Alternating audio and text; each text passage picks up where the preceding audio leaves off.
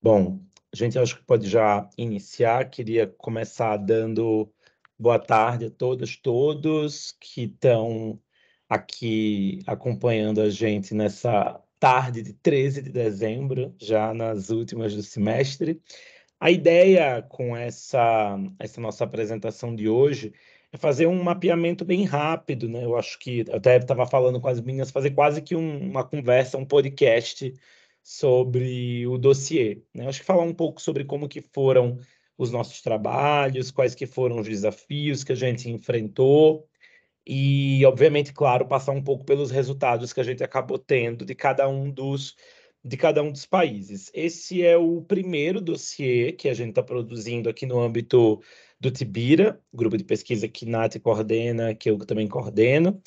E como um desdobramento do Tibira, no ano passado a gente criou esse observatório, o Observatório de Políticas Internacionais em Gênero e Sexualidade. Nesse primeiro ciclo, a gente resolveu focar nas políticas relativas à interrupção voluntária da gravidez, ao aborto. E agora, no segundo ciclo, que deve se iniciar já no início do próximo semestre, a gente vai focar em políticas para a população LGBTQIA+, né? E daí vem nossa parceria com o CRD.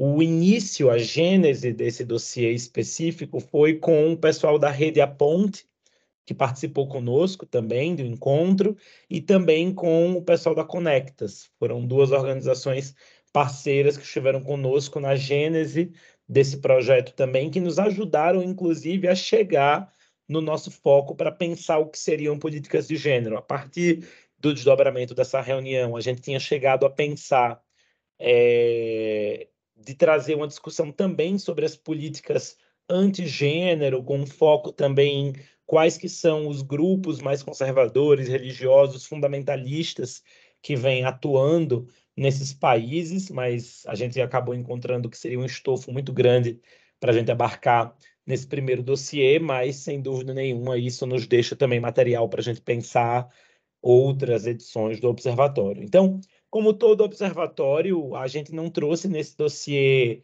análises mais aprofundadas e nem é um instrumento de uma profunda pesquisa nos meandros da produção da política, mas é uma pesquisa muito rica sobre como que hoje as legislações e as políticas vêm se estruturando nesses países da América Latina.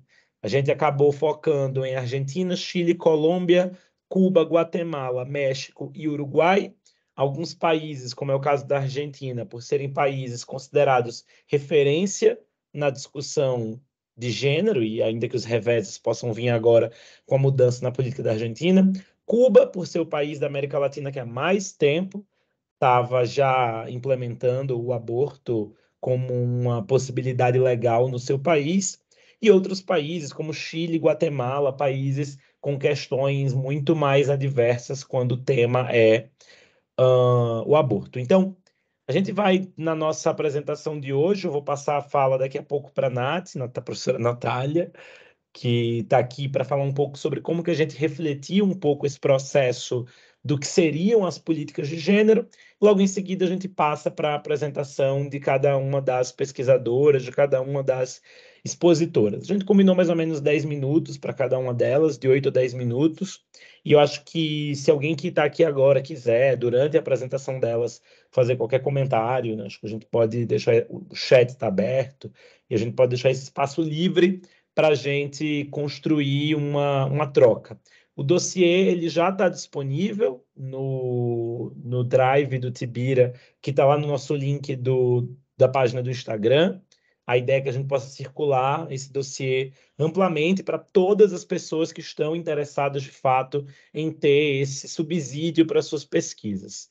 Queria também agradecer muito, né, a Nath, que desde sempre topou, encabeçou esse projeto junto comigo, participou dessas reuniões todas no início, e um agradecimento muito especial, até estar aqui na revisão, a Anne, Elô e Nick, que tiveram comigo nessa última semana, nessa força-tarefa de colocar esse produto todo de pé para a gente fazer esse lançamento hoje. Então, passo a palavra agora, acho que para a Nath, para também que ela possa fazer algumas considerações, e aí depois a gente vai para as apresentações de hoje.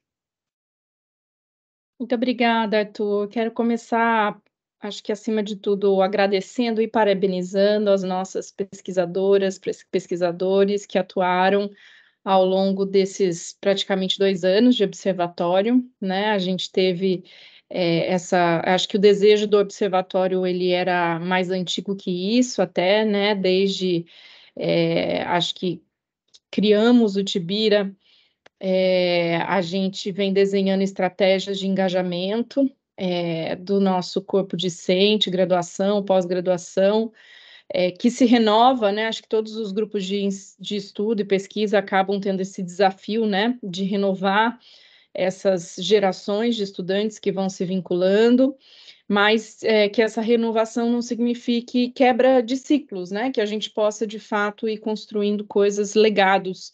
E eu acho que com o observatório, ali em 2022, a gente conseguiu efetivamente implementar essa nossa estratégia, que a gente ensaiou bastante, de criar algum legado mais duradouro das trocas, né, que a gente tem quinzenalmente no grupo, e produzir aí esse documento que chega às nossas mãos hoje, né, realmente no dia 13 de dezembro, e que, como o Arthur falou, está tão rico e mostra um esforço, né, de reconhecimento de escopo de pesquisa e de aliança entre academia e demandas da população que me parecem louvável, né? Eu realmente desejo vida longa ao projeto do Observatório dentro do Tibira, com novas parcerias, né? Espero que esse documento possa circular, né? Que ele possa ter engajamentos, críticas, porque eu acho que é disso que nós estamos precisando, né? Muito brevemente, antes de passar a palavra para as pesquisadoras falarem um pouquinho, acho que uma questão fundamental que se apresentou, né? Como o Arthur já disse, em um primeiro momento a nossa ambição era demasiado grande para um exercício que tinha ali enquanto projeto de extensão, né? Uma verba e uma periodicidade muito específica de 6 meses, né? Que é o projeto do PUPEXT aqui da PUC São Paulo, que inclusive acho fundamental agradecermos, né? Essa verba que nos permitiu aí empenhar esses esforços todos para a execução desse projeto, né? Mas naquele momento nos pareceu que nos pareceu importante, né? Na conjuntura em que a gente se encontra, mapear um pouquinho dessa tensão sobre a qual muito se fala e que ficou muito exposta, né, na política brasileira dos últimos anos e latino-americana, essa tensão entre uma agenda de gênero e sexualidade que parecia avançar a passos largos, né, pelo menos no campo aí de uma expressão mais ampla de avanço dos direitos humanos no Brasil, e de outro lado, né, o fortalecimento de um discurso conservador cada vez mais institucionalizado, cada vez mais articulado em redes também, né, internacionalizado ou transnacionalizado. Então, parecia importante para a gente, naquele momento, começar a ter uma dimensão desse tensionamento entre avanços e retrocessos, para colocar numa linguagem bem simplista, né? A gente falava em políticas de gênero e antigênero, mas que, né, justamente devido a essa periodicidade do projeto, pareceu demasiado ambiciosa, né? A gente percebeu logo a necessidade de ajustes, né? Quanto mais a gente entrava nas especificidades dos países, a percepção de que esse avanço ele não está situado numa esfera específica, né? Ele nem sempre está exatamente onde a gente espera. Ele aparecia de forma bastante heterogênea e descentralizada, né? Em espaços municipais, estaduais, nacionais, né, numa esfera mais legislativa, às vezes numa esfera mais executiva, né? Há características muito expressivas de como essa agenda avançou nas últimas décadas dentro desses países, e por isso também, né, algumas escolhas foram tendo que ser feitas ao longo da pesquisa para que a gente conseguisse apresentar algo mais organizado e mais exequível, né? E aí que a gente chega a essa definição do aborto, né? Talvez como um espaço particularmente produtivo para pensar esse tensionamento dessas forças, né? E também pensar não apenas num campo de legislações, de avanços legislativos, mas também no campo de políticas públicas, o que muitas vezes é o que traz impactos mais imediatos na vida da população, né? Então, esses ajustes foram se apresentando, também a necessidade de readequar e repensar a cada passo do caminho aquilo que definíamos por gênero, né? Qualquer definição muito simplista ou muito liberal da categoria gênero já está há algum tempo sendo questionada no campo dos feminismos subalternos e terceiro-mundistas diversos, né? A insuficiência dessa categoria, para algumas até a inadequação dessa categoria como uma categoria que consiga capturar as formas de dominação que são expressas através, enfim, de dinâmicas de colonialidade, de racialidade, né? Que estão muito marcadas, principalmente em países pós-coloniais, como é o caso desses países latino-americanos que a gente trabalha aqui, né? Então, qualquer definição e busca simplista por análises de gênero também nos pareceu problemática, né? Então, a pesquisa vai, as pesquisas, né? Elas vão tentando navegar um pouco pelos meandros dessas complexidades, né? Percebendo que muitas vezes avanços expressivos para a população, seja para as mulheres ou para a população LGBTQIA+, ela acabava se dando em termos de políticas que eram políticas de saúde, de moradia, né, de renda e tantas outras possibilidades, né? Eu acho que essa percepção tem se tornado cada vez mais relevante se a gente vai, de fato, tentar compreender onde os esforços estão sendo localizados, né, num campo que está cada vez mais polarizado e dá poucos sinais de que isso vai desaparecer, né? Esse tensionamento entre forças mais progressistas e mais conservadoras é um traço muito característico não só da política da nossa região, mas também do mundo todo, né? Nos dias em que vivemos, e esse tensionamento de nós cada vez mais, eu acho que sofisticação intelectual, né, e compromisso com essas múltiplas formas de exercício de poder, estruturas de poder, para que a gente possa, de fato, né, interpretar esses avanços e retrocessos, não de formas absolutas, mas também nessa complexidade histórica, né, que eles representam, e que é isso, a cada novo governo, a cada novo percalço enfrentado aí nas nossas políticas nacionais, regionais e internacionais, vão estar puxando a gente para diferentes lugares, né?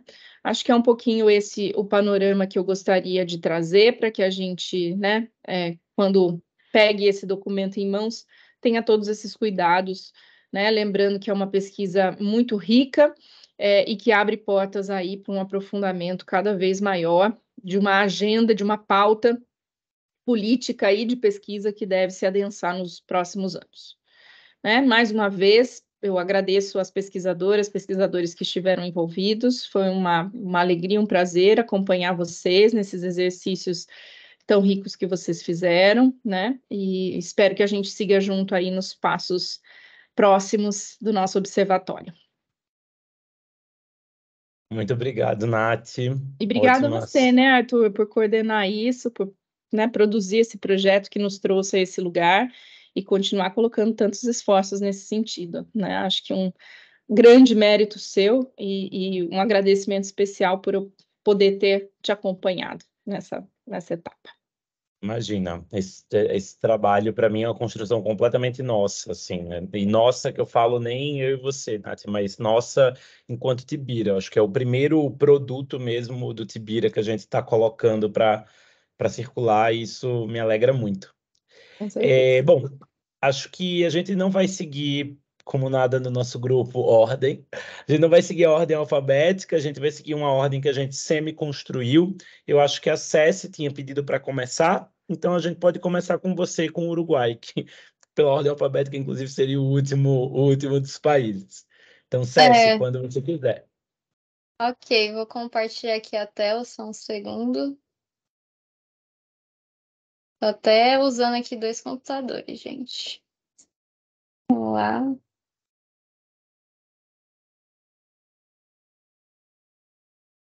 Tá aparecendo, né? Deixa eu apresentar. Gente, então, oi, eu sou a Cecília, Eu vou falar então um pouco sobre o Uruguai, o objetivo de pesquisa. Então, eu vou falar do histórico, da legalização, dos impactos da política, conclusões. Deixa eu passar aqui. Opa. Bom, histórico da política, né? Primeiramente, eu usei textos acadêmicos, notícias, constituições, vídeos para poder fazer essa pesquisa. Então, falando do início, né, o aborto no Uruguai ele foi criminalizado em 1938, quando se estabeleceu uma lei que impunha uma pena de 3 a 9 meses às mulheres que o praticassem. E o procedimento acabou só sendo despenalizado quando a gestação era advinda de estupro, por honra familiar, que seria gravidez fora do casamento, por dificuldades econômicas ou risco de morte para a mulher. E, assim, o assunto do aborto ele só começou a ser mais abordado com a onda democrática de 85 e 89, então, havendo vários movimentos políticos, culturais, de forma local e internacional. Então, isso acabou sendo mais falado, vamos dizer assim. E um dos grupos pioneiros foi o coletivo Cotidiano Mulher, que no primeiro ano de redemocratização lançou a sua primeira edição, falando sobre a legalização do aborto. Então, nessa revista, eles falaram, o nome da revista era Porque Solo os Hombres Tienen uma Palavra, o título. Então, já começava essa discussão mais forte no Uruguai sobre isso, que gerou muita comoção, essa reportagem, inclusive. Também se pode destacar o grupo Católicas por El Derecho a Decidir, que também era favorável à descriminalização do aborto em 88. Então já existiam alguns grupos que queriam legalizar o aborto no Uruguai, né? De forma mais ativista da sociedade civil.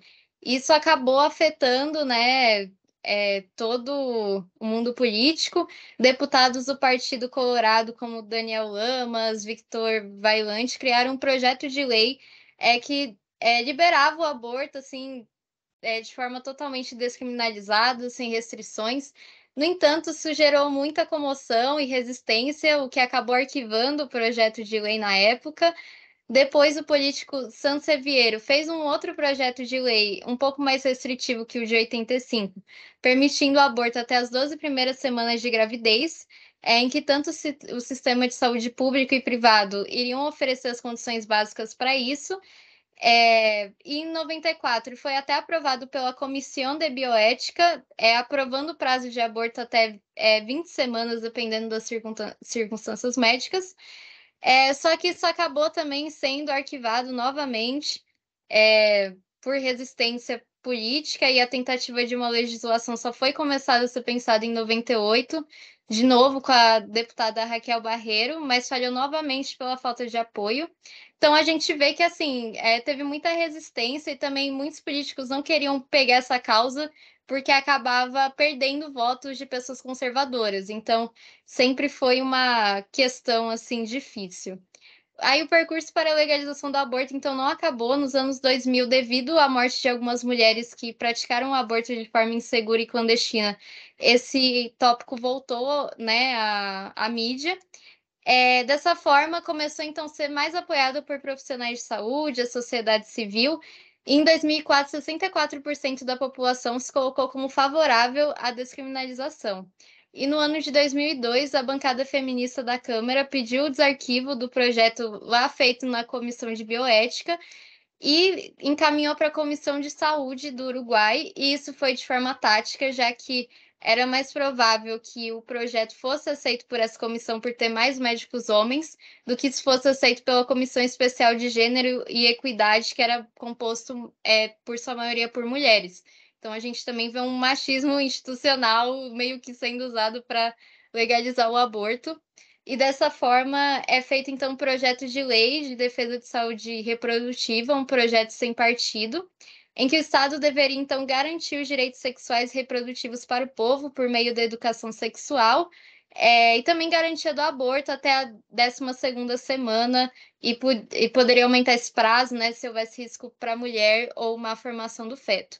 A lei teve meia sanção, passando pela Câmara dos Deputados, mas foi barrada no Senado em 2004, sob ameaça do veto do presidente da época. Em 2006, as senadoras da Frente Ampla fizeram um projeto pela Comissão de Saúde, e o presidente desse mandato, Vázquez, falou um dia antes do Dia Internacional da Mulher que ele barraria de qualquer forma, mas isso não barrou o projeto. Os deputados voltaram meses depois ao Senado com algumas modificações e foi aprovado pela primeira vez no Senado com 17 votos de 30.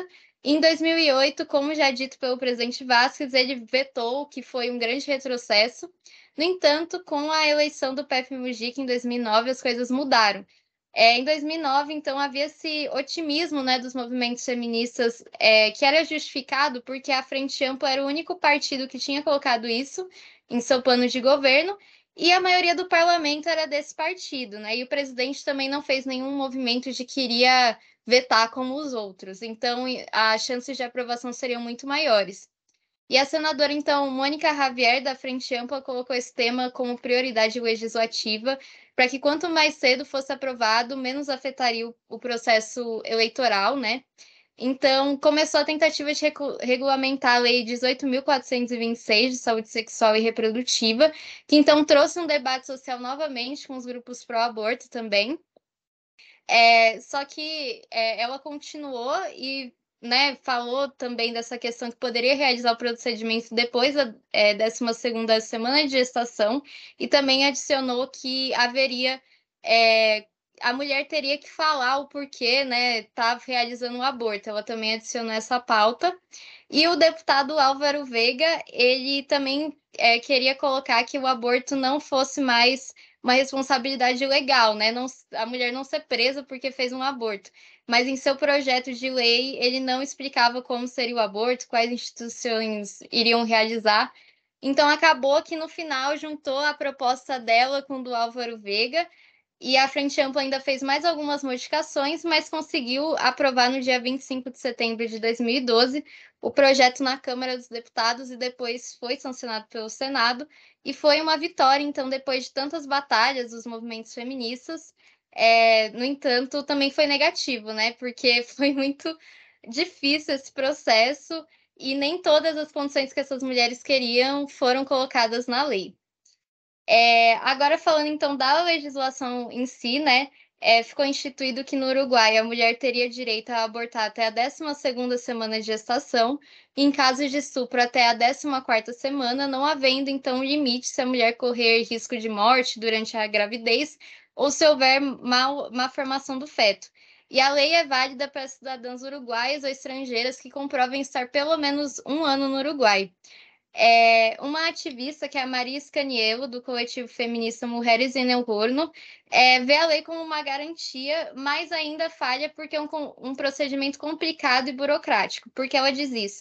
Porque a mulher ela tem que se consultar com um médico que solicita ecografia, e essa mulher é encaminhada para uma equipe que possui ginecologista, psicóloga, assistente social, e depois ela ainda tem que esperar mais 5 dias, tendo um período de reflexão para ela realmente decidir se vai fazer o aborto ou não.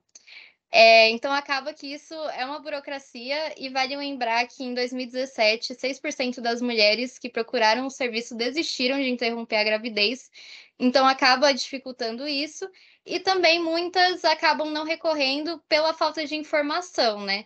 Ela mesma, na sua ONG, a Scaniello, tem um serviço via telefone para ajudar essas mulheres. Então, ainda há muito medo, falta de informações, estigmatização social. E outro fato também é a objeção de consciência, que dificulta o acesso. Então, alguns médicos, né, ginecologistas, podem falar que não querem realizar o processo, e muitas vezes também na própria cidade não tem um médico que realiza o procedimento. Por exemplo, na cidade de Salto não tem uma pessoa que faça. Então, isso dificulta também para as mulheres que vivem nas periferias do Uruguai, né? Que não tem esse acesso. Mas as ativistas, né? Por exemplo, a Azul Cordo, da Mulheres e Saúde em Uruguai, fala que é muito positivo, porque agora as mulheres podem exercer seu poder de decisão de forma prática, e a gente já consegue ver alguns efeitos de curto prazo da lei. Em abril de 2018, foi publicado um relatório falando que os bebês não planejados que vieram depois da lei nasceram mais saudáveis do que antes, com 29 gramas a mais. Então, está havendo meio que uma seleção positiva, já que tem a possibilidade de interromper a gravidez. Apenas as mães que querem, né, têm mais disposição em conseguir seguir as recomendações médicas e realizarem os exames, estão continuando, né, a sua gravidez. E também a pesquisa indicou que houve uma diminuição de 8% nos nascimentos advindos da gravidez não planejada, entre as mulheres que tinham de 20 a 34 anos e que possuem ensino médio completo. A redução foi de 11%, e em 2017 foram registrados no país 9.830 abortos de maneira legal, em comparação com 2013, que é o primeiro ano de vigência da lei, né? A Marta Naranjo, que é a diretora do Instituto Uruguaio da Família, mesmo vendo esses pontos positivos, ela também fala que, além disso, a educação sexual tem que ser reforçada. Não é só a legalização do aborto, e também os métodos anticoncepcionais que são indicados, como, por exemplo, o DIU, às vezes são caros para muitas mulheres, então acaba que pode gerar, né, outras complicações. Além disso, o método utilizado ele pode traumatizar algumas mulheres, assim. Por exemplo, uma mulher brasileira foi fazer lá e ela fez em casa, sem nenhum apoio psicológico, mesmo tendo a psicóloga. Então, pode ser um processo meio pesado, ainda mais com essa estigmatização social que ainda persiste, né? Bom, agora eu vou falar um pouco as minhas conclusões, né? Que eu escrevi no relatório. Eu percebi que teve muitos percalços políticos para conseguir esse aborto seguro e descriminalizado, e que se não tivesse essa pressão popular e a insistência, muita insistência, e também do movimento do Partido da Frente Ampla, essa vitória não teria sido obtida. E mesmo com essa vitória da legalização, ainda tem muitas dificuldades do acesso, de estigmatização, de informação, que ainda não estão muito claros. Também é uma política relativamente nova, né, de 2012.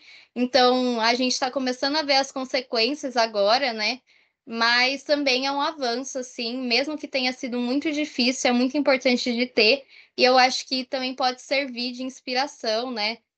Para outros países, né? Mas, claro, ainda tem que rever muito isso, porque mulheres, às vezes, que não sabem que podem realizar o aborto de forma segura, realizam de forma clandestina, ainda falta o acesso, mas, aos poucos, eu acho que está havendo essa conquista maior, assim. Eu acho que é isso. Obrigada. Obrigado, Cessi. O caso do Uruguai é um caso ótimo para a gente começar, né? Porque ele vai bem nesse local de a legalização traz avanços, traz a possibilidade da gente mapear dados, de ter acesso à construção de políticas públicas pelos dados, mas, por outro lado, é um processo ainda muito construído a partir de um viés muito masculino e conservador também, né? Então, é um caso muito interessante para a gente começar. Alguém quer seguir já agora? Se ninguém tiver que sair antes, eu posso. Pergunta, eu faço os dois seguidos ou eu faço um e depois eu volto para fazer o outro? Acho que você pode fazer a Argentina e Cuba de uma vez. Tudo bem. Bom, deixa eu compartilhar.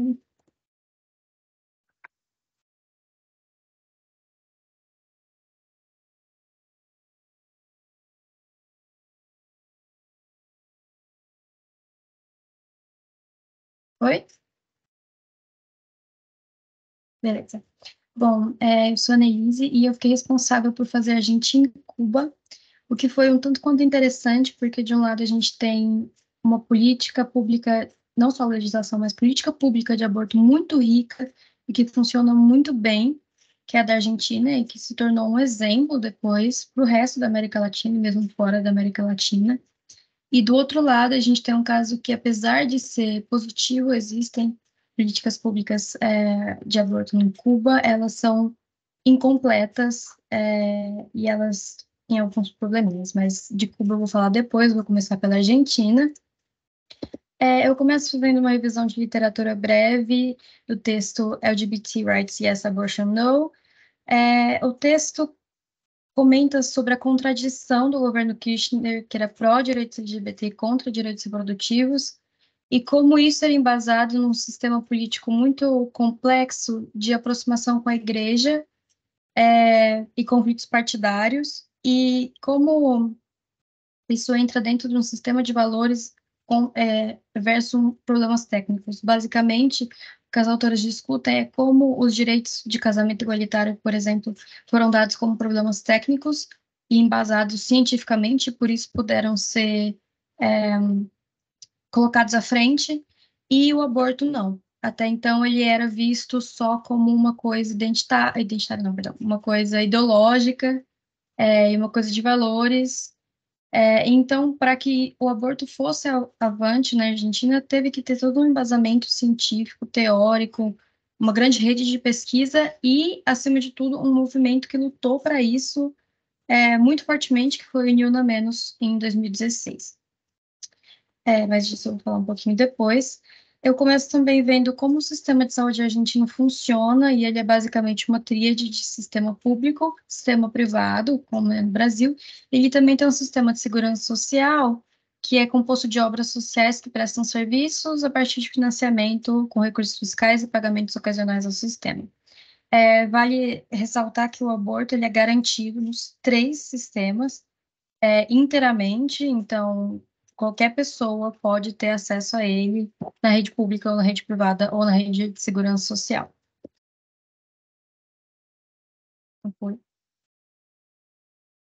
Aí foi.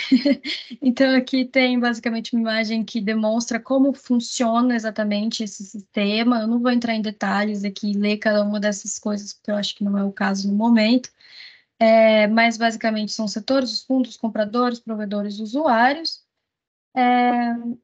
E, novamente, o aborto está dentro dos três. A legislação atual, ela contradiz uma legislação antiga que proibia e criminalizava o aborto. Então, a mulher que fizesse o aborto, quaisquer as causas, exceto, se não me engano, violência e coisas assim, elas eram punidas com prisão, com aprisionamento. E, atualmente, depois do emendamento em 2016, não só foi despenalizado, como foi legalizado o aborto, descriminalizado e tudo mais.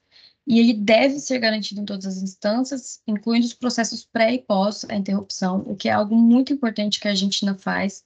Ela trabalha muito a educação sexual nas escolas, por métodos didáticos diversos, e pós-aborto também, todo um cuidado psicológico com a mulher que passou pelo processo e coisas assim. Uma coisa muito interessante também é que, durante todo o artigo, toda a lei faz inclusão de outras identidades de gênero que têm capacidade gestacional, então isso é sempre muito frisado durante a lei. E também é um cuidado específico com vítimas de abuso, menores de idade, e uma adaptação da comunicação das leis para povos indígenas. Então, o documento todo disponibilizado em várias línguas indígenas e para pessoas com deficiência que não têm acesso ao documento. Vale dizer também que aí a Argentina estabeleceu um sistema de interrupção da gravidez voluntária e legal. A diferença entre as duas é que a voluntária é até a 14ª semana, e a interrupção legal é a partir da 15ª semana.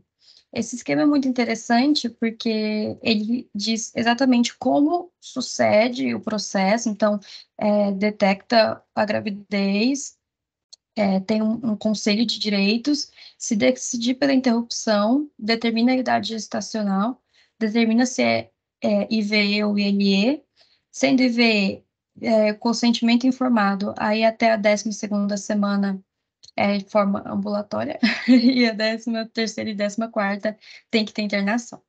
Já a ILE tem que ter acreditação de causais, consentimento, processo com internação. E se decidir continuar, também tem a opção de dar em adoção ou fazer, né, de fato, ter e ficar com a criança. E aí aqui também tem até um quadrinho da situação do pós-aborto, que precisa de uma avaliação precisa para assegurar que o procedimento tenha sido adequado e que tudo esteja correndo bem com a mãe e com a criança, caso tenha tido a criança também, no caso.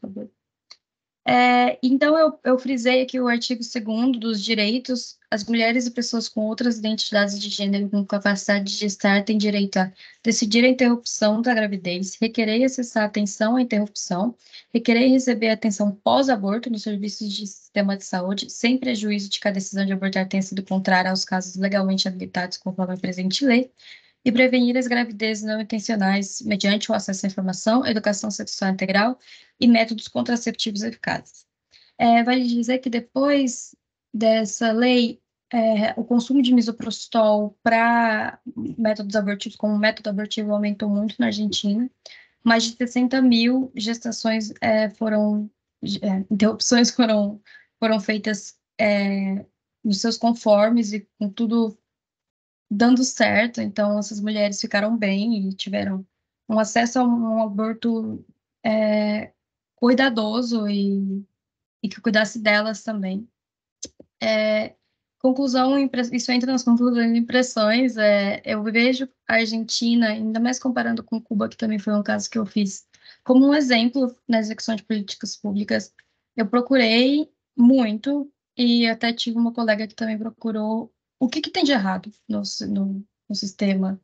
E muito pouco, assim, às vezes não chega muito nas periferias, coisas assim, mas no geral a Argentina consegue abarcar quase todas as mulheres que querem fazer o aborto seguro, faz de forma segura, faz de forma saudável, então aplica de forma integral nas 3 instâncias, e ainda inclui a educação sexual e reprodutiva, e o suporte psicossocial para as mulheres e pessoas com capacidade de gestar.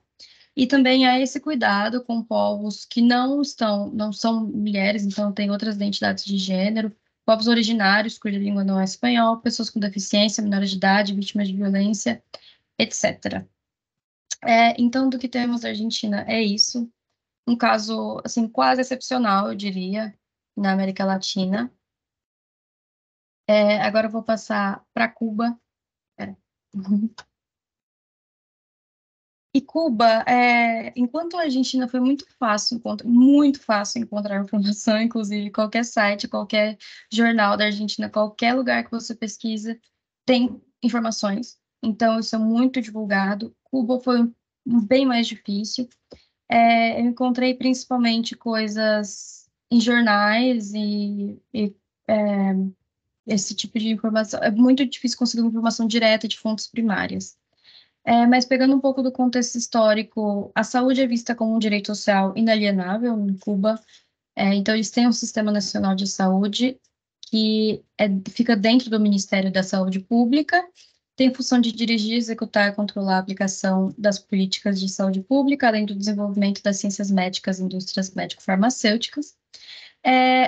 O aborto em Cuba começou a ser discutido em 1936, na verdade, quando havia uma lei que permitiu o aborto nas condições do feto ser produto de uma violação, no risco de morte da mãe ou frente à possibilidade de aparição de doenças hereditárias, mais ou menos o que acontece no Brasil hoje. Mas em 1965, o aborto foi completamente legalizado em quaisquer casos em Cuba, e sendo assim, ele foi o primeiro país da América Latina a ter esse direito garantido e despenalizado, né? Aí aqui tem também outro esqueminha de como funciona o sistema de saúde público de Cuba. O que a gente encontra em Cuba, no entanto, é que há uma falta de legislação específica do aborto e práticas insuficientes. Então, enquanto a Argentina consegue colocar em prática e consegue atender milhares e milhares de mulheres, Cuba não consegue fazer isso da mesma forma, na mesma integridade. Então, há um risco de vida da gestante. E uma coisa muito interessante que eu li alguns jornalistas falando é como em Cuba o aborto é visto como um método anticoncepcional, porque não há outros métodos contraceptivos de fácil acesso. Então, há uma falta de planejamento familiar e uma falta de prevenção da gravidez e uma falta também de educação sexual. Isso não é muito trabalhado, apesar de teoricamente ser, não é. E se faz, como eu disse, se faz referência à saúde sexual, mas não se aprofunda no vínculo intrínseco com o afetivo. Então, também tem essa parte psicossocial, falta muito. Apesar das falhas, há uma nova lei de saúde de 2022 que foi aprovada e que dentro dela vão estar os direitos relacionados da mulher cubana da interrupção voluntária da gravidez. E houve também uma diminuição dos casos de aborto ao longo dos anos, que está fundamentada nos programas educativos, que apesar de ainda serem fracos, eles existem agora, que é uma coisa que não existia antes. E também os métodos contraceptivos, Cuba teve um problema grande de oferta de conseguir esses métodos contraceptivos o ano passado, no caso, então por isso também não havia oferta desses métodos, porque não tinha mesmo. Aqui está um esqueminha breve da diminuição dos casos. Então, em 1980, 103 mil, e em 2020, 61 mil, quer dizer, abaixou bastante. E, em conclusão, impressões, que é um grande paradoxo em Cuba da legalização, mas não tem a prática. Então, de que adianta ter a legalização se você não tem uma prática segura de aborto, uma prática que cuide de fato da mulher, pré e pós também, na parte social, psicológica.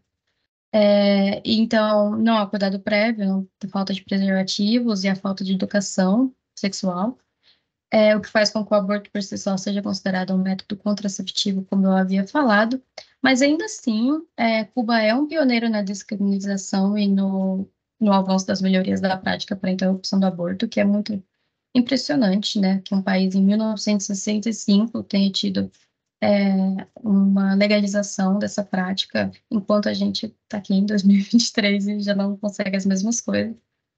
E vale também dizer que é uma prática pública e o sistema de saúde é gratuito a toda a população. Então, teoricamente, todas as mulheres e pessoas com capacidade gestacional podem acessar o aborto. É claro que na prática isso não deve acontecer totalmente, mas não há dados suficientes para embasar essa suspeita. É isso. Muito Ai, bom, como que eu Anne. paro? Agora foi. Muito bom, Anne. O caso de Cuba, bom, com suas contradições, mas eu queria só retomar o caso da Argentina, porque é um caso muito, muito, como eu estava dizendo no início da sua apresentação, interessante para a gente pensar agora, por ser esse estandarte da América Latina, né, de política pública, não apenas de legislação, mas de política pública, como eu acho que ficou muito evidente na sua apresentação. Mas, ao mesmo tempo, é muito importante a gente pensar como que as políticas do aborto elas são políticas muito fáceis de serem esvaziadas, né? Então, agora mesmo, com a posse do Milei, a vice-presidenta Vitória Villarruel, a nova vice-presidenta da Argentina, ela já disse que a primeira grande pauta de trabalho dela é tentar acabar com a legalização do aborto na Argentina. Então, é triste, mas ao mesmo tempo é interessante ver como não se trata de fazer uma boa política, se trata de um interesse de mobilização, de público, de voto, do que seja, né? Se tem uma boa política que tem resultados e que talvez possa ser esvaziada, vamos torcer para que não, né? Elô? Pode ser, pode ser. Vocês estão me ouvindo, me vendo? Certo. Gente, eu tô com um problema, então eu vou pedir pro Nick me ajudar, que ele vai muito bem, muito obrigada. Ele vai passar os slides para mim.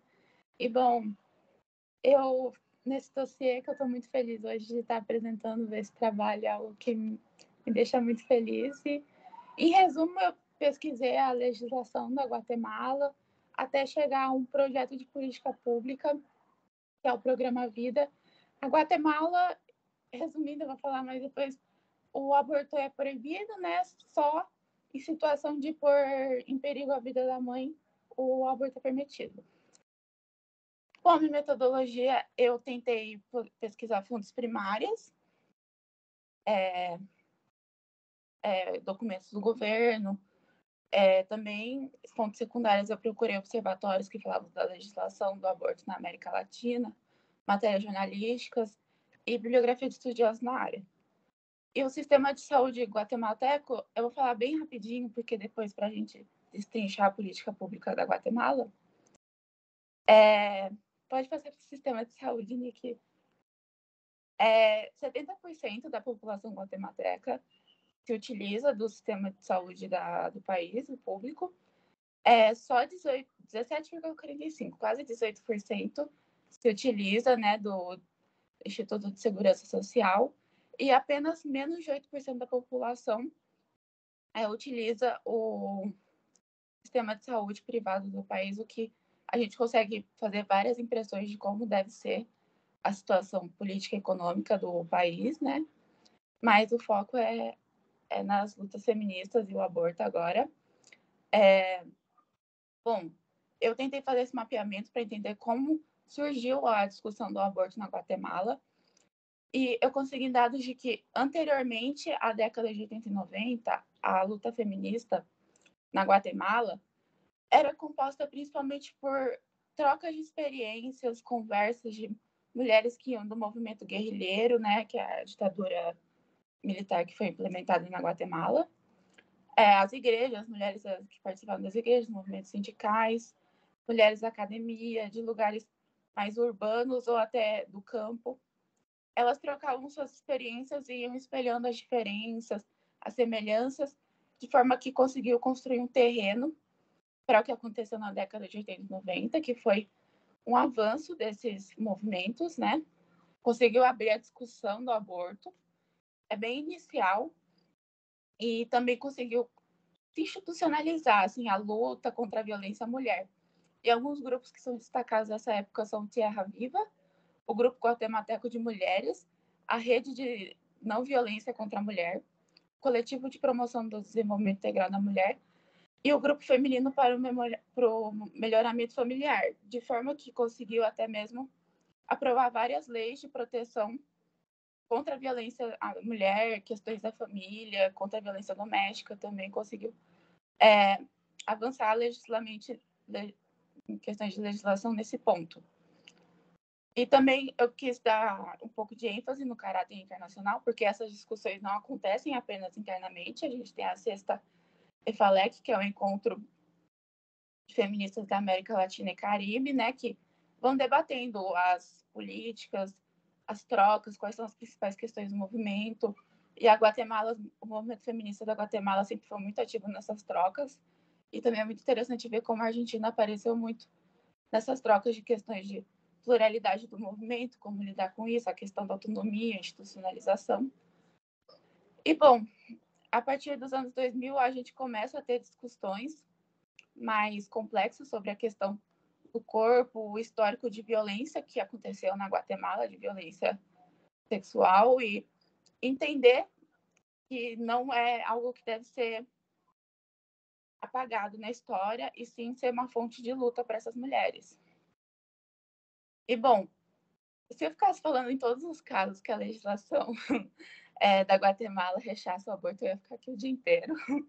Tem apenas, eu peguei o ponto essencial, o aborto ele é proibido na Guatemala, ele não é passível de punição só quando a mulher ela está correndo risco de vida, mas tem várias questões que devem acontecer antes. Tem que ter uma supervisão médica, tem que ter um diagnóstico favorável prévio do médico, tem que ter outro diagnóstico de outro médico para aí poder dar início a esse processo. E também algo que fala na legislação que para evitar o perigo da mãe, mas deve ser realizado apenas o aborto quando todos os métodos científicos e técnicos forem esgotados. Ou seja, tem essa questão assim de não querer, de qualquer maneira, o aborto não pode acontecer. Esse afastamento muito grande e esse rechaço enorme. E, bom, obrigada, Nick. As políticas públicas, eu achei nessa pesquisa o programa Vida, que o objetivo geral dele é produzir uma assistência financeira de forma periódica para os responsáveis de meninas grávidas ou que já são mães. O foco desse programa é auxiliar menores de 14 anos vítimas de violência sexual. de processos que foram judicializados apenas. E o valor é de 1.500 quetzals, eu não sei falar, desculpa, e tem como fim cumprir demandas em prol da saúde da mãe ou da criança. E, bom, o objetivo específico desse programa é inserir essas meninas na rota de abordagem para atenção integral de meninas e adolescentes menores de 14 anos de idade grávidas. Para fazer esse atendimento da saúde delas, controlar a gravidez e como está acontecendo, acompanhar a situação médica dessas meninas. Pode passar, Nick. E, bom, eu separei aqui, o programa ele tem 2 fases. A primeira fase é de atenção imediata, que é basicamente como eles inserem o processo de inserção das meninas no sistema, que é bem burocrático. E, bom, começa com... Eles têm 2 cenários possíveis de partida, que é a própria menina ou a mãe da menina também, e até um posto de saúde para realizar os procedimentos de pré-natal, parto e pós-parto e serviços médicos para o bebê, eles abordam elas para o programa. Também tem a identificação de que há uma menina grávida ou que já é mãe por atores institucionais, que não necessariamente são o Estado, pode ser autoridades locais, organizações da sociedade civil ou religiosas mesmo, eles frisam. E, bom, depois desse ponto de partida, eles coletam todos os dados dessa menina e levam para a Procuradoria-Geral da Nação e o Ministério Público no prazo máximo de 1 dia hábil. E onde não existiam essas instituições, né, dentro do país, assim, que provavelmente estão em cidades grandes ou capitais, eles falam que eles aconselham a fazer a notificação para a Polícia Nacional Civil ou o Juizado de Paz. Após essa notificação, fica por responsabilidade do Ministério da Saúde e da Assistência Social cuidar do pré-natal, do parto, pós-parto e outros serviços médicos que a menina for precisar.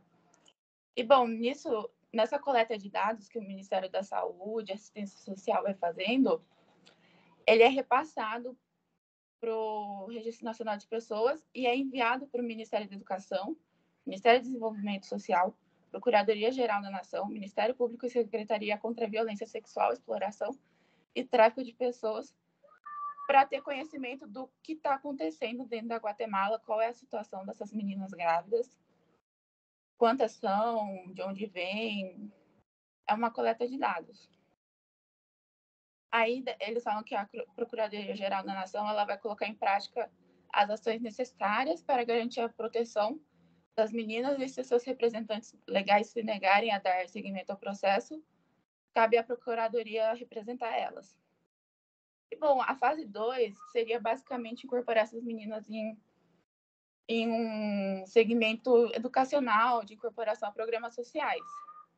E, bom, não é especificado qual seriam essas atividades educacionais de integração. Só fala que vai ser que após notificado pelo Ministério da Saúde e Assistência Social, é responsabilidade do Ministério da Educação trabalhar na reinserção da menina grávida ou que já é mãe por meio de programas socioeducativos que serão discutidos mensalmente com a mesa técnica responsável pelo programa. Que é algo muito vago. E também, junto disso, deve aderir essas meninas ao programa Vida, né, para elas receberem a quantia mensal e avaliar as necessidades delas específicas. Aí, pode passar, Nick. Eu trouxe para vocês essas 2 imagens que eu coloquei no site. Esse aqui não se preocupe que não dá para ler, mas foi o que eu acabei de explicar, que é a rota de abordagem, né? É mais para exemplificar, né, como eles tratam a questão da gravidez, assim, 13 anos na infância, na adolescência, mas menores de 14 anos, como eles tratam essa questão da gravidez de uma forma muito lúdica, muito normalizada, assim. Mas pode passar que eu vou falar minhas considerações finais agora.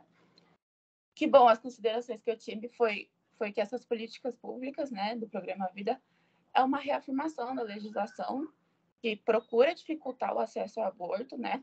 Eles preferem dar um auxílio para essas crianças, ao invés de dar o aborto para elas, de dar o acesso ao aborto para elas. Ele falha não dando detalhes sobre como que serão feitos esses depósitos, porque elas são crianças, né? Porque quem tem que receber são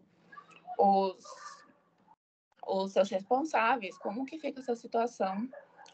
E o programa não parece realmente se preocupar em combater o real problema da violência, né? Porque são crianças que ficam grávidas e não procura resolver o real problema da violência, que é o abusador. O programa só entra em ação depois que o fato já é ocorrido. Também é muito perturbador ver o jeito que o governo trata essa gravidez na infância, coloca cores, Maria Chiquinha, é rosa, é bonito, é lindo, é maravilhoso. E assim, é uma criança que está grávida.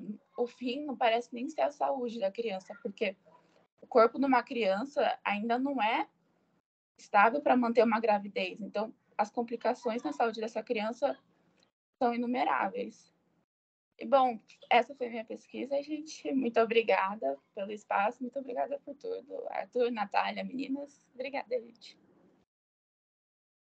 Excelente, Lu. Excelente pesquisa, excelente apresentação, ainda que o caso guatemalteco seja um caso cheio de problemas, questões, como eu acho que você conseguiu amarrar muito bem na sua análise final, né? Um caso que chega, de fato, como você falou, a ser assustador, né? Em alguns momentos. Não sei se a gente perdeu a Elu, que ela ficou travada aqui na câmera, mas espero que ela esteja aí nos escutando. Filha, eu tô travada, minha internet está muito ruim.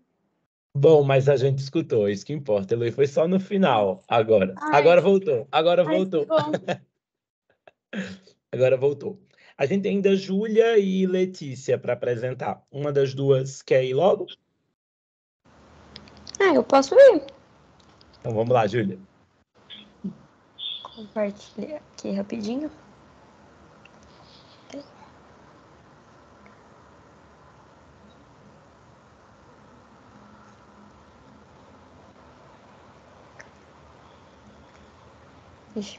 Tá.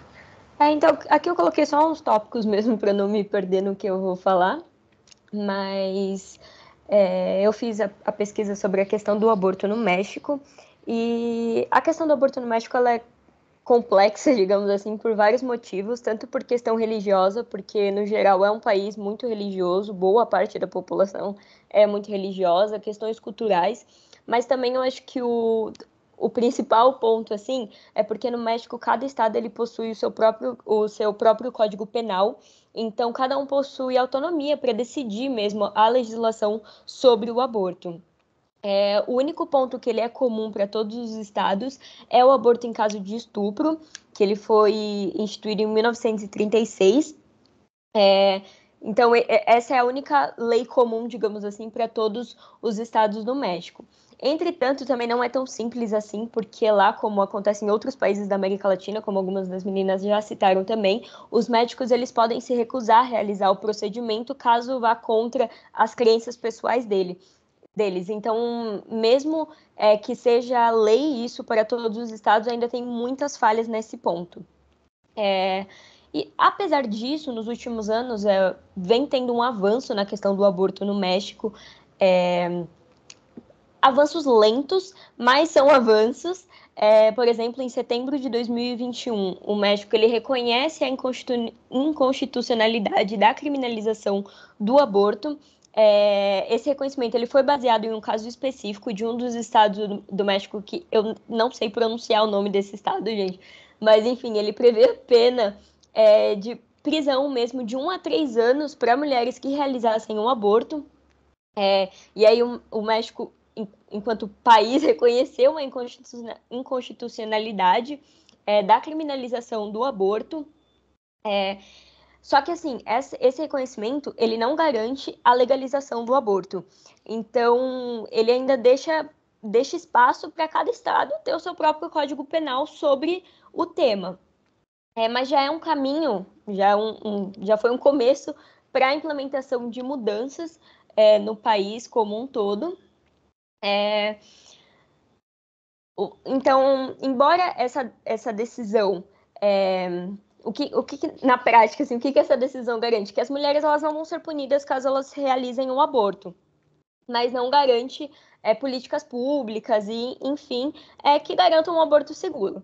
No âmbito federal, o México ele publicou em 2021 um lineamento técnico para a atenção do aborto seguro em México.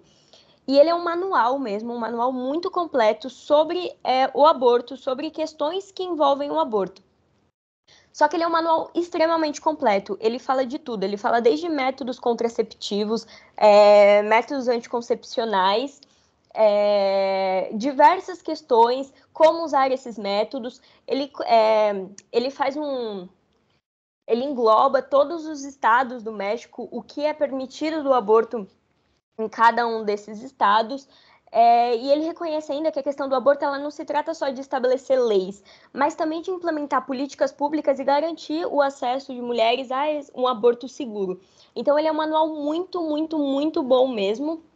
E aí, dentro desse contexto, desse manual, surge um programa de ação específico de saúde sexual e reprodutiva de mulheres e pessoas que podem gestar, que são uma série de políticas públicas e institucionais que englobam a saúde sexual e reprodutiva na adolescência. Então, como eu falei, métodos anticoncepcionais, planejamento familiar, saúde sexual, saúde materna, aborto seguro, violência de gênero. Então, assim, é um manual muito bom mesmo. E aí, então, assim, um dos aspectos que eu encontrei maior dificuldade durante as pesquisas foi justamente por cada estado ter a sua própria legislação. Então, é muito difícil você encontrar informações completas mesmo, do que pode em cada estado, o que não pode. Você tem que ficar caçando. O que eu mais usei assim, foram notícias mesmo, além de documentos do México, porque tem esse lado bom de pesquisa sobre o México, que o site do governo deles é muito completo, tem bastante informação. Mas mesmo assim, ainda é complicado, principalmente por essa autonomia de cada estado. Muitos deles não têm muitas informações, então você tem que ficar caçando as coisas. E aí o que eu tentei fazer no final da pesquisa foi justamente juntar tudo isso, né, em uma tabela, tentar juntar tudo que eu achei de informação do que é permitido de cada estado e tentei fazer esse apanhado mesmo, e realmente o único caso que o aborto ele é permitido é realmente em caso de estupro, e mesmo assim tem muitas falhas. Então, como análise técnica, assim, e já caminhando para uma conclusão da minha pesquisa, o México ele tem esse ponto positivo desse manual, que ele realmente é muito completo, e isso é ótimo. Então, assim, eu acho que ele está caminhando para um avanço mesmo, só que mesmo assim é muito lento. É muito lento porque tem muitos estados, é um país muito grande e cada estado ainda tem muita resistência na questão do aborto no país. Então, mesmo que o aborto já tenha sido descriminalizado lá, isso não garante que os estados eles vão implementar políticas públicas, que eles vão criar mesmo uma legislação para um aborto seguro no país. E eu acho que é isso, assim. Então, é uma pesquisa muito que engloba, complexa, porque engloba muitos pontos, engloba muitos estados, e eu acho que é complicado a gente pensar em um avanço próximo, digamos assim, uma mudança próxima que está para acontecer assim, nos próximos anos, justamente por essa complexidade de juntar muitos estados diferentes e muitas legislações. Então, está caminhando, mas é muito lento ainda. Eu acho que isso é o principal ponto que eu concluo. É muito lento, tem muitas falhas no que já existe. E acho que é isso. Muito bom, Júlia. Ótima apresentação que ressalta aquele ponto que a Nath tinha trazido no início da nossa fala de hoje, sobre como, para pesquisar alguns países, a gente precisa ir para esses meandros dos governos subnacionais, de ir para os estados, as federações, os municípios, e aí a complexidade fica muito maior, né? Então, quando a gente fala o que é o aborto na América Latina, ou pensar política pública que seja na América Latina, já é um mundo, né? Mas a gente às vezes nem esquece que para pensar dentro de um país específico já é um mundo de possibilidades ou de impossibilidades em alguns casos, né? O caso mexicano, como eu estava falando no início da abertura do evento aqui hoje, eu acho que esse dossiê ele serve como um subsídio para os pesquisadores, as pesquisadoras possam dele partir para outras pesquisas mais aprofundadas. Eu acho que o caso mexicano é um caso muito emblemático para isso, né? É um país que, se você for tentar caçar os meandros, tem muita coisa para discutir sobre o processo de formulação e implementação dessa política, migração de pessoas de um estado para outro, o próprio papel dos movimentos sociais nisso, enfim, é um caso que se a gente tivesse tempo para discutir, seria um caso super rico para a gente avançar mais. E eu acho que para terminar agora, com um caso que gerou muita polêmica, né, no ano passado. Letícia, vocês estão conseguindo me ouvir? Estamos sim, a gente só não está te vendo, Letícia. Ai, não tá me vendo porque a internet, gente, tá, ó, eu tô no telefone e no computador. Então eu vou tentar muito, gente. Meu computador tá caindo aos pedaços. Eu preciso muito que vocês me avisem quando vocês estiverem vendo o compartilhamento de tela, porque eu tô até fazendo pelo telefone. O meu próprio computador, ele não vai. Tá conseguindo ver?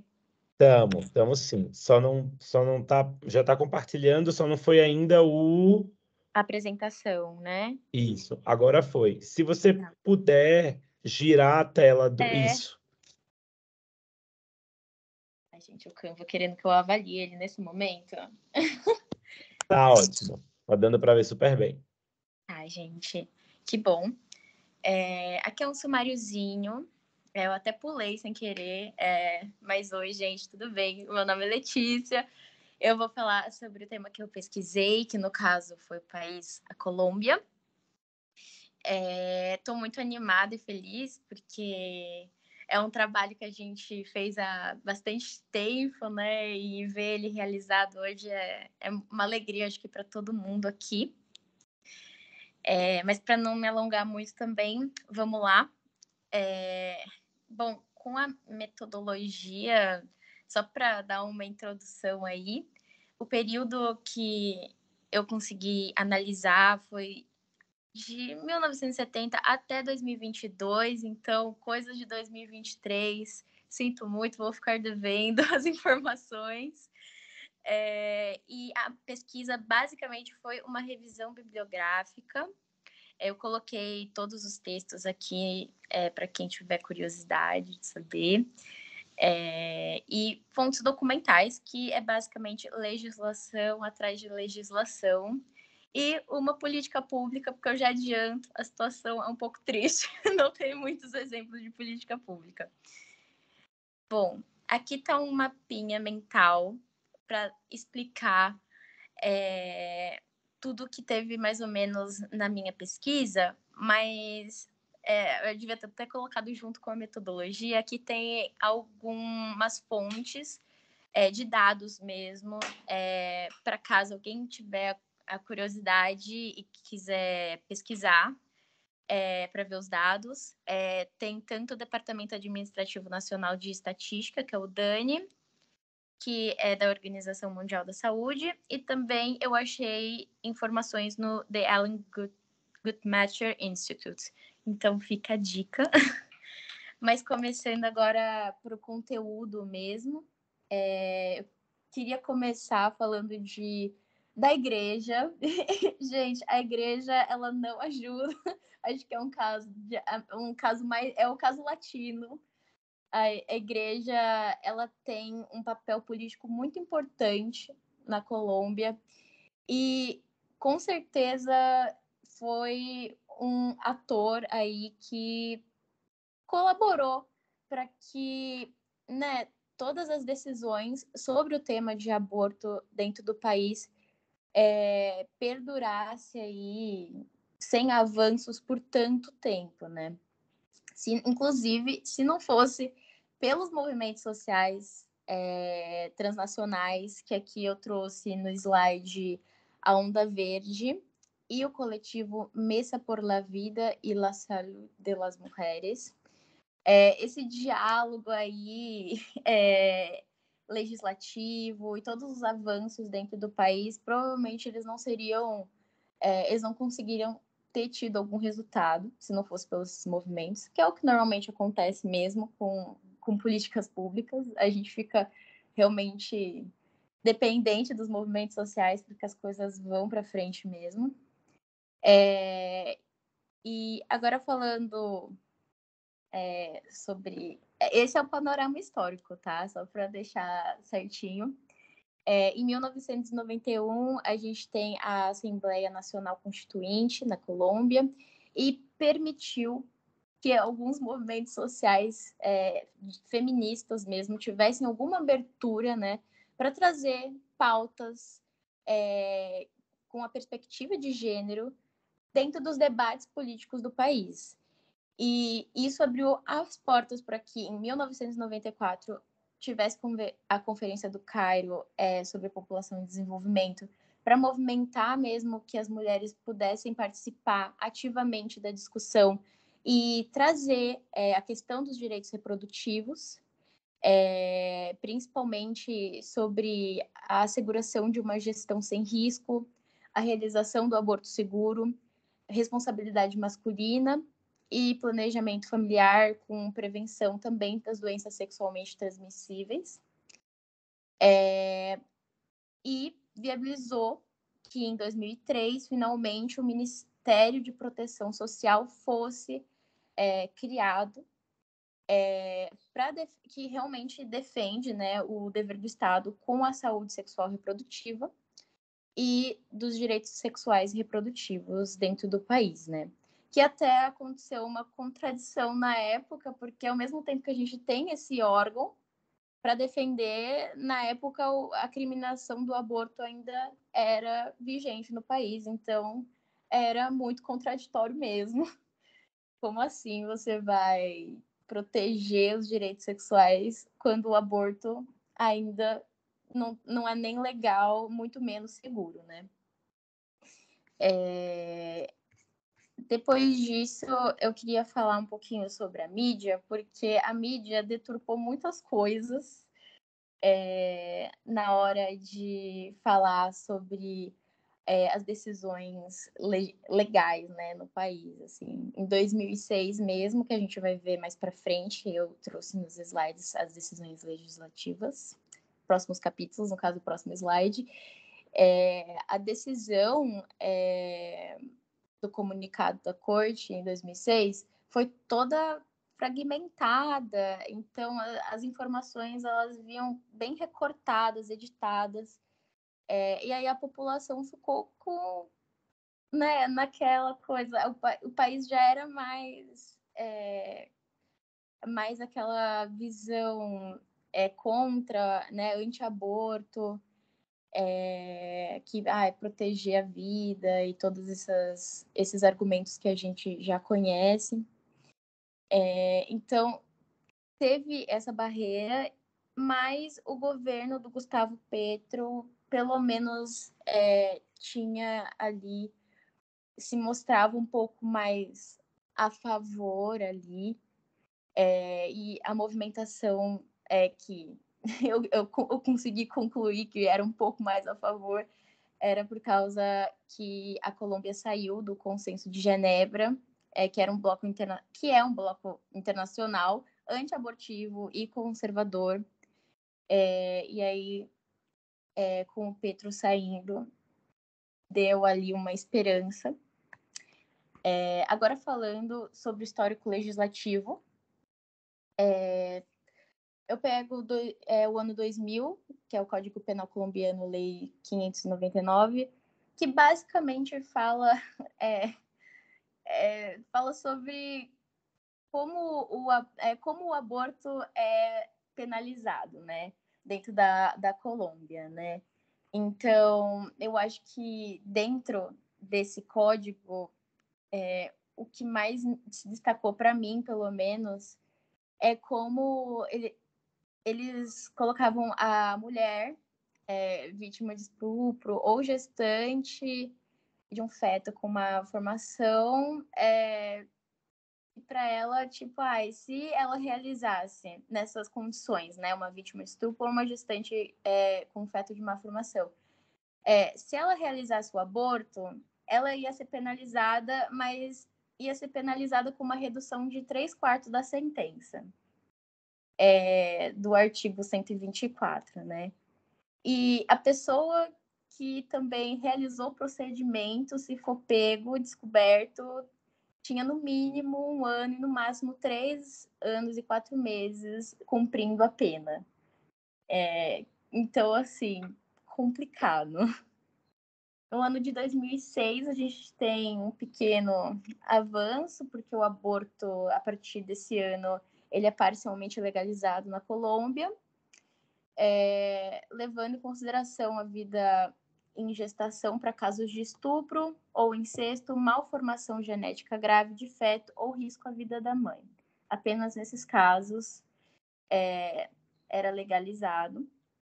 E em 2002, 2002 não, gente, 2022, desculpa, ano passado, finalmente, em 21 de fevereiro, nesse momento, o Tribunal Constitucional, ele decide que o aborto não seria mais considerado um crime até, porque sempre tem um porém, até a 24ª semana de gestação. Agora, sobre as políticas públicas, a gente tem uma que foi feita em 2004, que, perdão o meu espanhol, mas se chama Plano de Choque para a Redução da Mortalidade Materna, do Ministério de Proteção Social, que a gente tinha falado lá atrás, que foi cunhado em 2003. E ele, basicamente, tinha o objetivo de garantir e proteger os direitos das mulheres, visando principalmente 3 finalidades principais, que era posicionar o tema da mortalidade materna na agenda pública, visibilizar, em segundo lugar, e monitorar as responsabilidades que todos os atores e mecanismos institucionais têm na responsabilidade de redução da mortalidade materna. E no terceiro, por fim, era contribuir para que a redução da mortalidade materna realmente fosse reduzida, diminuída no país.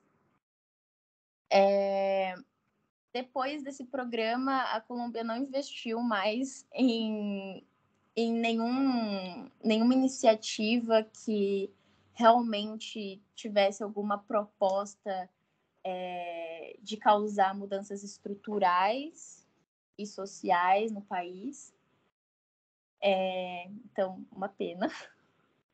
Mas, como a Ju falou, eu até lembrei de comentar aqui sobre a questão médica, né? Porque eu também coloquei no meu trabalho escrita que, assim, em parceria com a OMS, teve uma elaboração de um guia de capacitação para os profissionais de saúde, mas, assim, é o mesmo caso que, infelizmente, ainda tem essa falha nessa preparação. Só um guia não é necessário, principalmente porque o setor médico, a maioria recusa o procedimento do aborto, principalmente, é a coisa mais estranha que, inclusive, eu vi durante a pesquisa, dos médicos colombianos alegarem objeção de consciência, que é uma coisa de tipo,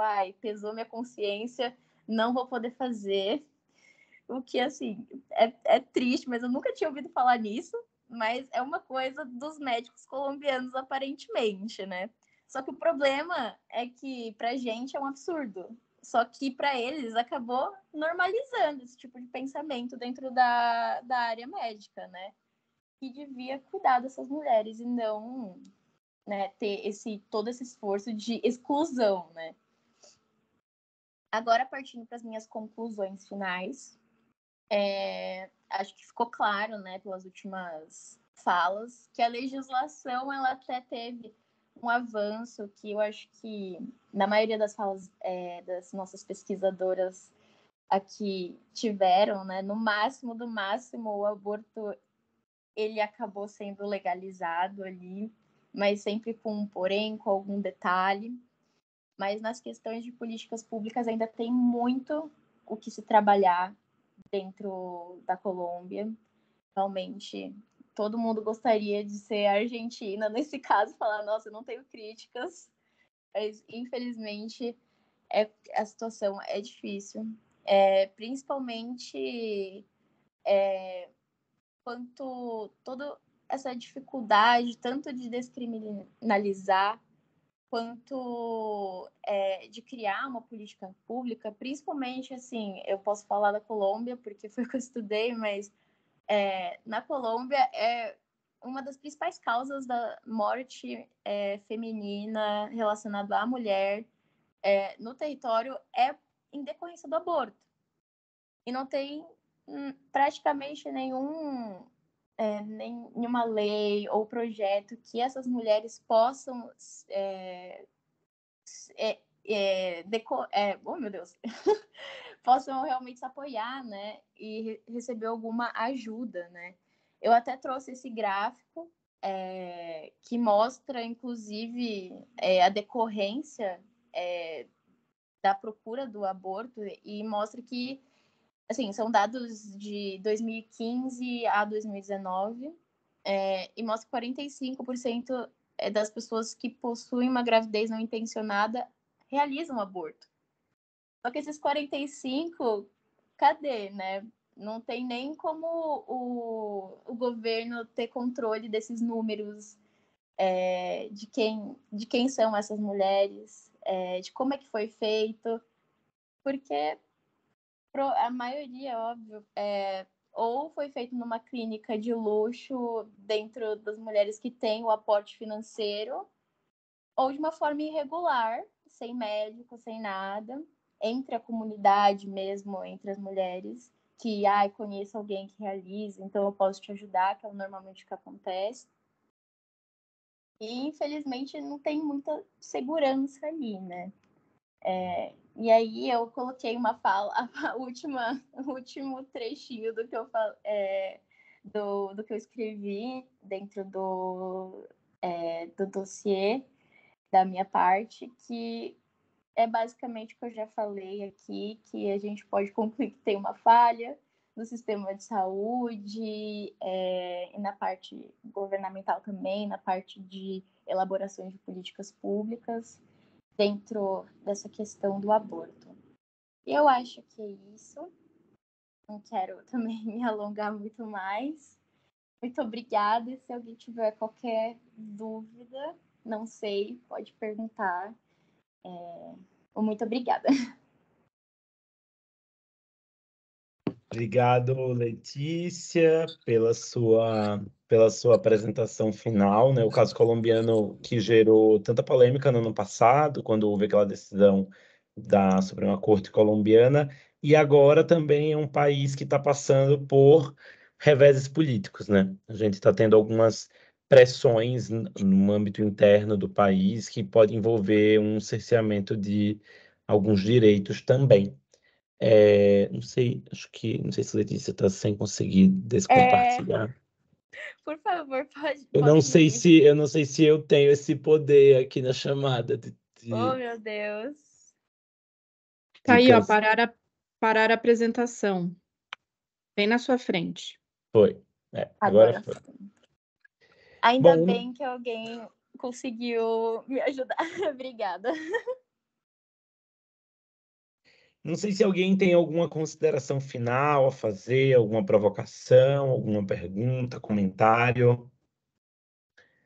Se não, eu queria, de antemão, mais uma vez, parabenizar e agradecer a todas essas pesquisadoras que participaram da elaboração do dossiê. Eu acho que a gente nem conseguiu ver todos os países aqui, né? A Lu, que pesquisou Chile, não conseguiu estar presente, Mas eu acho que no material do dossiê eu coloquei aqui no chat, para quem quiser fazer o download, está lá nas redes sociais do Tibira também. Eu acho que aqui há um material muito rico que as meninas conseguiram sistematizar para que a gente possa mergulhar, né, nesse mundo de pensar o global e o local, né? Ou seja, o grande intuito desse dossiê era a gente ir aprendendo nessa tecnologia de políticas públicas, ou seja, como que as políticas públicas de outros países, como que a legislação de outros países pode nos ajudar aqui no Brasil, como que o nosso, né, a nossa legislação, as nossas políticas públicas podem influenciar outros países, partindo do pressuposto que na América Latina, apesar de ser uma região bastante heterogênea, os marcadores da colonialidade acabam dando algum grau possível, né, da gente compartilhar essas experiências em matéria de política pública, pensando gênero e sexualidade. Então, queria agradecer muito a vocês por terem topado entrar no projeto, fazer a pesquisa, construir esse material.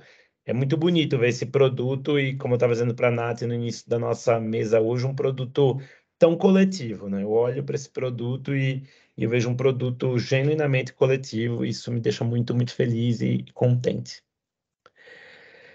Se ninguém quiser falar mais nada, eu acho que a gente encerra. Vou reiterar só os agradecimentos. Mais uma vez, às pesquisadoras todas, parabéns pelo trabalho, pelas apresentações. Acho que a gente tem aqui um material para ser circulado amplamente, né, e instruir aí novas fases de pesquisa.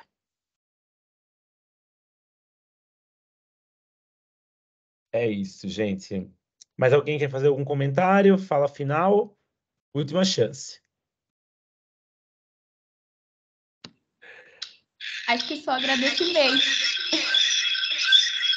Meu Deus, gente.